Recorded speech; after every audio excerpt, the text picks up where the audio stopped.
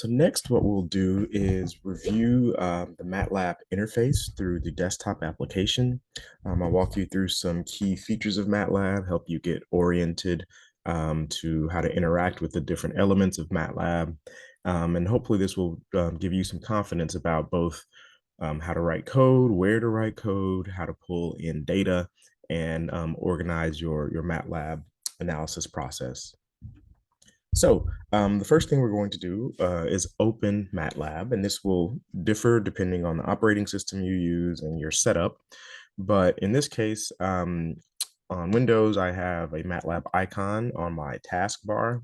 You may need to go to the Start menu and find Matlab. But in either case, we're just going to open the program by selecting the icon. Now, depending on your computer and operating system and the age of your device, this may happen faster for other people, or for some, it may happen faster for some than for me in this case.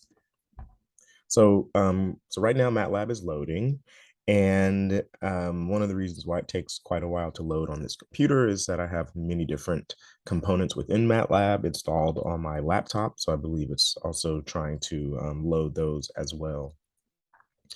So in general, as we now start to see the MATLAB interface, what you'll find is that MATLAB looks quite different than other programs that you might be accustomed to, like Word or Excel or anything in that the sort of Microsoft set of programs. Okay, so now we are within MATLAB. And one thing you might notice when you open your version of MATLAB is that the layout might be slightly different. So there are generally 4 or 5 elements that you would see in your layout. And if we go to the top ribbon here, so where your icons are located, you'll see a layout option. So we can select that. There's a default layout. So I'll actually just change to that. So this might be something similar to what you see. And the default layout, I think, is helpful just because it highlights 4 of the key things you might see in your version of MATLAB. Okay. So for simplicity, what I'm going to do is go to Layout, 3 column. I'm going to close this middle panel with the X here. So this is the editor or live editor. And now I have a current folder, command window, and workspace. So what are each of these windows or panels? So the command window is where 2 things happen. One, you can input commands to MATLAB. In other words, you can ask MATLAB to execute some code. And then 2, you can see the outcome or the output of your code in some cases. So let's say that I want to create what we're going to call a variable, and I'm going to create a variable height. So apparently I like to use height as an example. And we'll do this in inches. So we'll say 68, okay? So what I just typed in the command window tells MATLAB to create a new variable called height, set that variable equal to a value of 68. Now, if I press enter, you see a couple of things that happen. One, height equals 68 is returned in the command window, so I can see what I typed in for my command. And then 2, you see a change in your workspace. Okay. So understanding how information flows within MATLAB is one of the, I think, most important features or most important things that you need to do to learn how to be an effective programmer. So when I type height equals 68, MATLAB will create this variable height, and that variable is going to be stored in what we call the workspace. Okay. So you can think of the workspace as a container that holds all of the variables that are currently available to you within MATLAB. So the workspace window here tells you the names of any variables that exist, and then different pieces of information depending on your setup. So in this case, I know that the value of height is 68, and I know how much space this variable takes up on my hard drive, so 8 bytes. So it's really tiny. Now, I could ask Matlab to display more information about the variables in my workspace.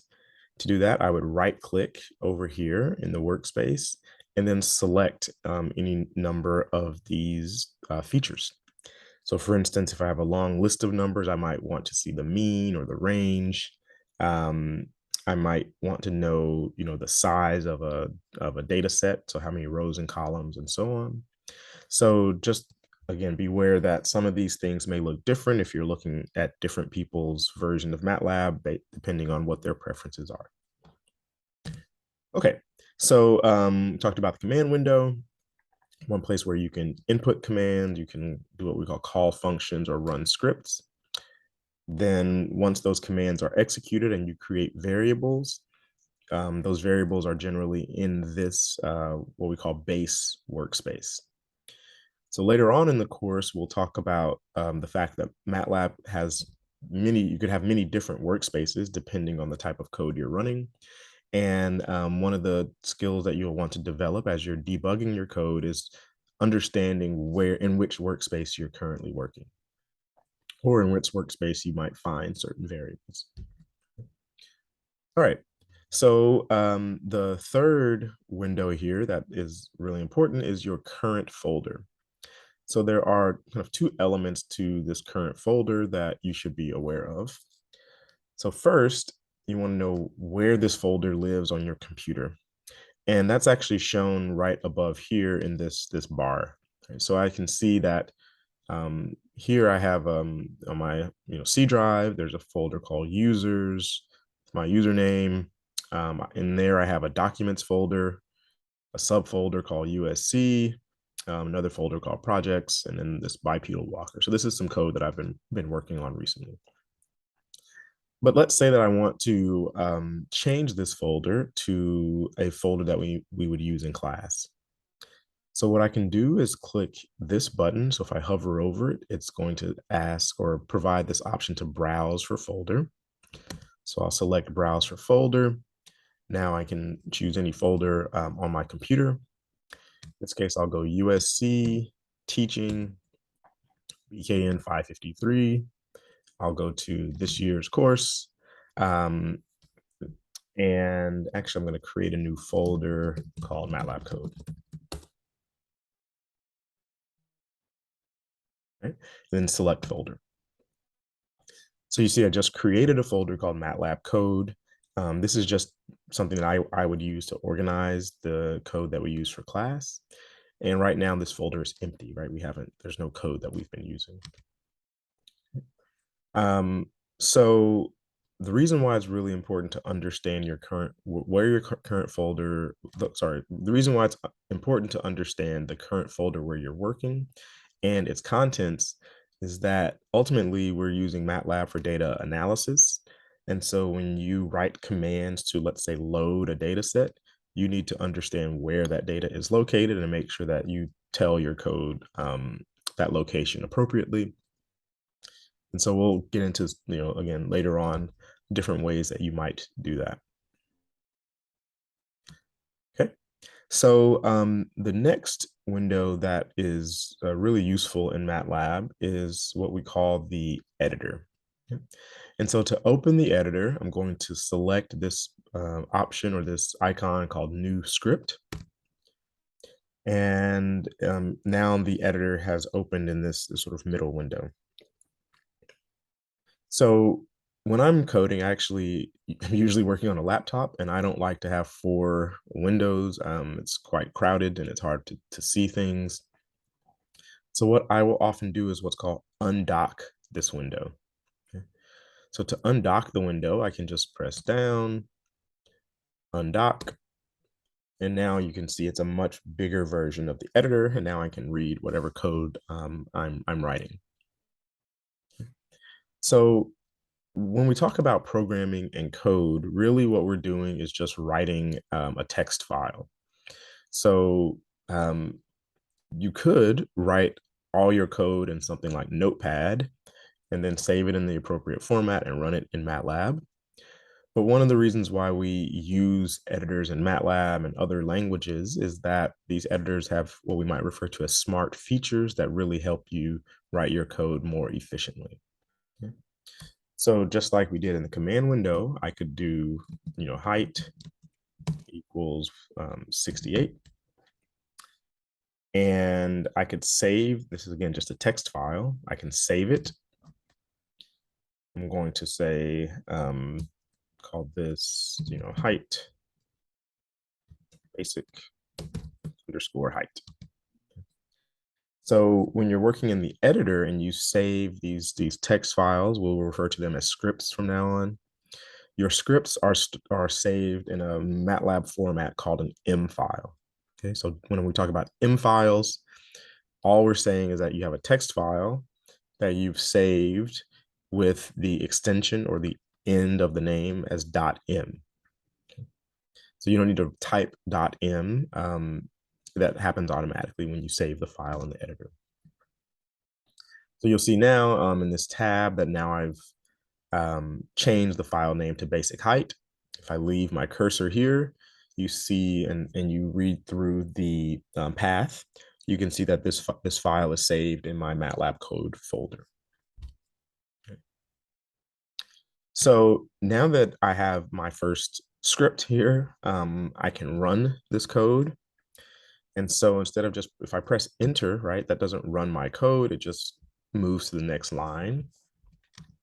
So what I'll do in this case is press run. Okay. So I press run, and if you did that, you see nothing happens. Okay. So in the background, what MATLAB did was in the command window, essentially, type basic underscore height, which is the name of the script, and then run the script, and then we should see the output in the command window. So let's now go back to the command window. Okay. So now we can see exactly what I just said. So when we pressed run, MATLAB just essentially dropped the name of this script into the command window, pressed enter for us, and we see height equals 68, just like we did early on. So, and actually just to close the loop here, I'm going to type clear. That's going to get rid of everything in my workspace. I'm going to type CLC, which stands for clear console. That's going to clear everything in the command window. And so just to show you again another way that we can run this script. So we can now see in our current folder that we have this file, basic height. Because it's in my current folder, I can type basic underscore height in the command window. And when I press enter, that's going to tell MATLAB to load this script and run it. So press enter. And so now that we've run this script, we can see that the variable height now exists in our workspace. Okay. So when we talk about programming, this is essentially what you'll be doing. You'll be writing lines of code in a text file, calling that text file in one way or another, and creating a set of variables. Okay. So these variables will be things, features that you extract from, let's say, a data set that we might record in the lab.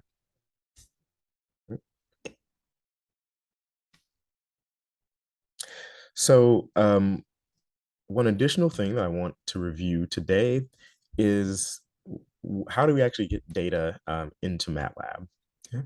So there are many different ways that we can load data. I'm just going to show a very simple example, loading some EMG data and doing some very, very basic data visualization. So I'm going to go back to my BKN 2022 folder. So here I can just select this here. I have another folder called data. And in this folder, I've stored a MATLAB file called EMG data. So when you store data in whatever program you use to collect it. There are many different file formats that that data might be stored as. Similarly, in Matlab, if you import data and you save it, you can save it in many different file formats. So one format that's quite common, that we quite commonly use, is what's called a mat file. Okay, so again, that's just the extension, the end of the file name here. So again, I'm gonna clear my workspace, clear my console so I can start fresh. And when I'm dealing with the mat file, I can do a couple things. I can just drag the file into the command window, or I can load it, generally through a script. So what I'm going to do is mostly work in the command window and then transfer that code to a script. So I'm going to type load emg underscore data. So now this is the first function that we've used, load. So when a function is basically a set of code that has an input and an output. So when I call this function load, I use parentheses to specify the input. And in this case, the input is the name of my data file. So press enter. Oh, I think I need to do single quotes. Sorry. So when we type load, we use single quotes to specify the name of the file that we're loading. And now you can see that this file, emg data, has created several variables in my workspace. So you don't really need to worry about all these variables. The key thing here is that I have a variable called data. Now, when you load data sets from other sources, the variables might have different names. So don't worry about the names here. But what I want to just sort of review here is that my variable data has this size. So most of the data sets that we use, you can think about as spreadsheets. Okay? So a spreadsheet has some number of rows and some number of columns. And in this case, when we're dealing with what we're going to call a matrix, here we have 92,702 rows and 3 columns. So just hopefully from seeing these numbers, you can recognize that this isn't a data set that you would actually want to view as a spreadsheet. Right? There's no way that you can sort of visually process 92,000 individual values. Well, 92,000 times 3. Okay. So what we're going to do is to use plots or data visualization as a way to understand what's in this data set. So first, just to help you appreciate that this is almost exactly like an Excel file, I'm going to double click this variable data. It's going to open my variables window. If I undock this window, right, I can see that I have a spreadsheet. I have many different values, thousands of values in each column. So these are actually 3 different measurements that we made during an experiment. It's not critical to know what they are right now. So now I'm going to close this window. So the next thing I'm going to do is actually make a figure. Right? So plot is one of the most common functions you'll use in Matlab. And here you need to tell Matlab what data you want to visualize. So in this case, I'm going to plot data. And I only care about the first column. So to get the first column in a matrix, I use open parentheses, colon, comma, 1. So the way to think about this is that you're telling Matlab for the variable data, give me all of the values in the first column. Close parentheses. So when I press enter,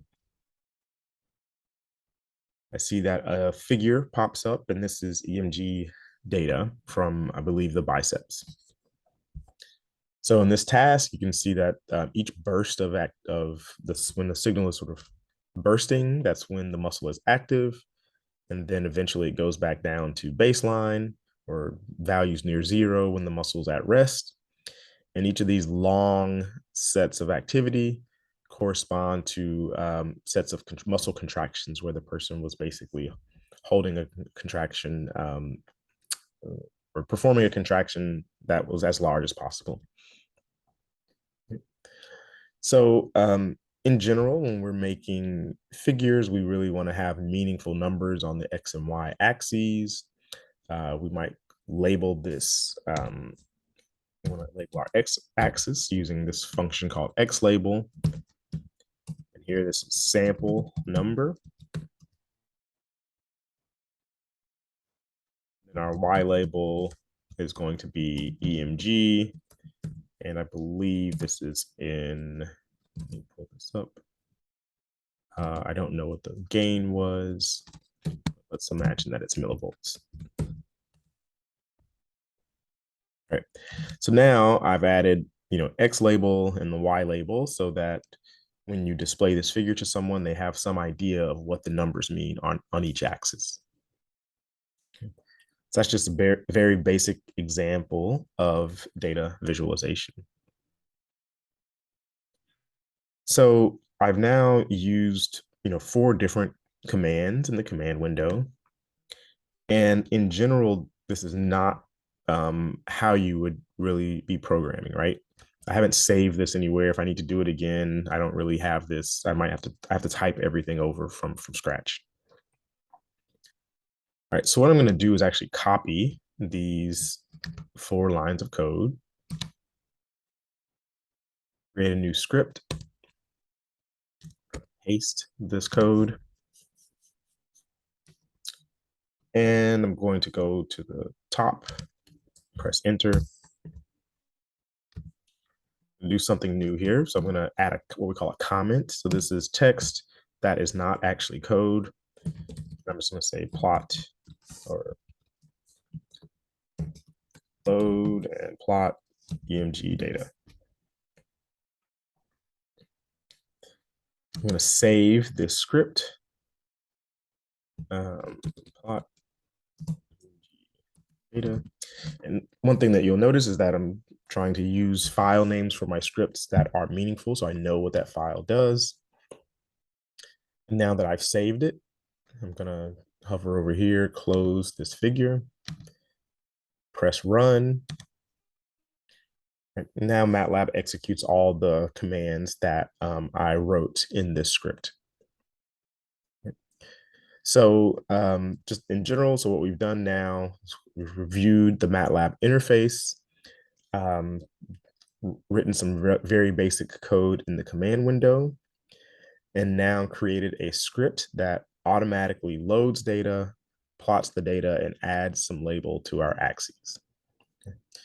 So this is a general version of what you will be doing throughout the course here, where the complications will occur when we have more complex data sets, and we want to start taking signals like EMG and extracting meaningful features from these signals, and maybe even saving and exporting those values.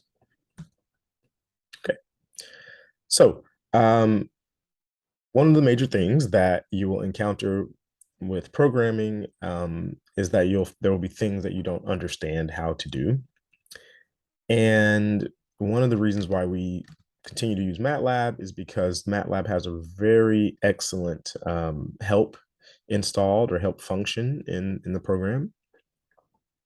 And so we're going to just sort of take a look at how the help is organized. So if I go to my main window, there's a help option on the top right, or you could press F1 on a PC. So we'll select this, and this takes you to what's referred to as MATLAB's documentation. So under category, these are all the different what we call toolboxes in Matlab. We won't really spend time discussing that here. But most importantly, we have this search feature at the top. So let's say I don't really understand how the plot function works. So I can type this in, plot, press enter. So Matlab then returns all of the pages in the documentation that have anything about plot. We're going to select this first entry. And this takes us to the help file for the function plot. And so what this lets us know is the different ways that we can use the function. So the syntax refers to essentially the order of information. Right? So you have the name of my function, open parentheses, my inputs separated by commas, and then close my parentheses. So I can use this function in the simplest way, which is what we did with the EMG, where I just had one input. Or I could specify separate X and Y values. I could also specify many features, these what we call line specifications that determine how the data look, the color, the size, the markers, and so on. Then there's a written description of the function and the different forms of syntax that you can use with the function. And I think what's best about the help is that there are then several examples. So if I scroll down a bit in the main window, but look to the left, you'll see that there are examples of making many different kinds of plots. All right, so let's say I want to create a plot and specify the line width, marker size, and marker color. I can click on this example. It then takes me down to the part of the documentation where they do just that.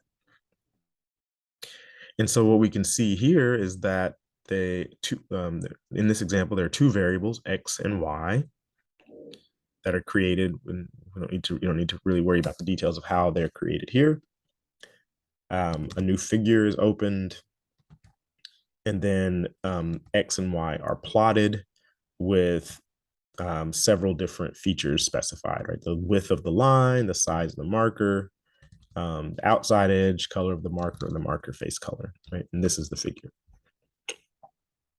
So one of the things that you can do is actually just copy this code. Okay, so I select it, I'm gonna right click, copy. I can go to Matlab, I'm gonna go to my, in this case, command window, right click, paste, press enter, and you see the same figure comes up. Okay. So the point here is that the example code that's provided in Matlab's help is actually usable code that you can copy and paste and modify for your own purposes. Right. So that's a general overview of Matlab. You'll see that there are lots of other functions and things that you can do up here. Frankly, I rarely, if ever, use any of those buttons. There's often just no need to. The purpose is to really try to make Matlab, the interface, more similar to things that other types of programs that people may be familiar with. But we'll mostly be using the features and sort of forms of input and navigation through the program that we just did in this example. All right, so with that, we'll wrap up this brief introduction to Matlab.